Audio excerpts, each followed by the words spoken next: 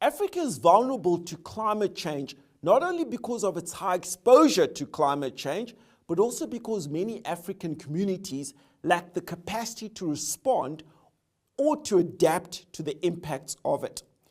Warming trends have already become evident across the continent, and it's likely that the continent's 2000 mean annual temperature will change by an additional 2 degrees Celsius by 2100. Added to this warming trend are going to be changes in precipitation patterns, and these are also of great concern. Even if the rainfall remains constant, due to increasing temperatures, existing water sources will be stressed and they'll be amplified, putting a lot more pressure on agricultural systems, particularly in arid and semi-arid countries. In general, high temperatures and changes in rainfall patterns are likely to reduce cereal crop productivity, and new evidence is emerging that high-value perennial crops will also be negatively impacted by rising temperatures. Pressures from pests, from weeds, and diseases are also expected to increase, with detrimental effects on crops and on livestock.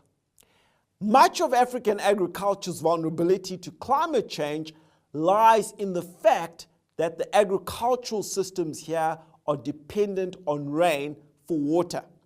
And the majority of Africa's farmers are small-scale farmers with very limited financial resources, limited access to infrastructure, and limited access to information.